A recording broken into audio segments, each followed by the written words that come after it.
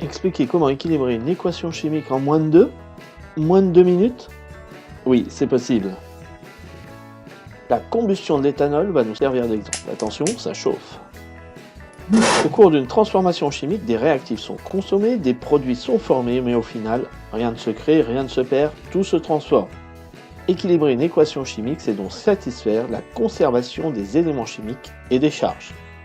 Et pour cela, il y a 3 grands principes. Le premier est qu'on peut modifier le nombre stoichiométrique pour ajuster les quantités de réactifs et de produits. Deuxième principe, on doit utiliser des nombres entiers pour les nombres stoichiométriques. Troisième principe très important, il est interdit de modifier les formules chimiques des produits ou des réactifs, même si ça rend les choses plus faciles. La méthode. Tout d'abord, j'écris l'équation chimique avec tous les produits et les réactifs. Ensuite, je compte le nombre de chaque élément chimique présent dans les réactifs et dans les produits. Et c'est après que le vrai travail commence. Le but est d'avoir les mêmes nombres partout. Ce n'est pas le cas ici, je commence donc à équilibrer un élément.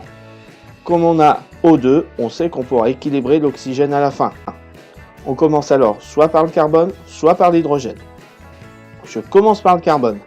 2 carbone dans les réactifs, il en faut 2 dans les produits, on met un 2 devant CO2. Et on compte à nouveau les éléments chimiques, et la situation ne semble pas s'être améliorée. On passe à l'élément hydrogène, 6 hydrogènes dans les réactifs, 2 dans les produits, on met un 3 devant H2O. Et on compte à nouveau les éléments chimiques, et la situation progresse bien. Il ne reste que l'oxygène à équilibrer, 3 dans les réactifs et 7 dans les produits. On tient compte de l'oxygène présent dans la molécule d'éthanol et on met un 3 devant O2. Et on compte, et c'est parfait, autant d'éléments chimiques de chaque espèce avant et après réaction. La réaction est équilibrée.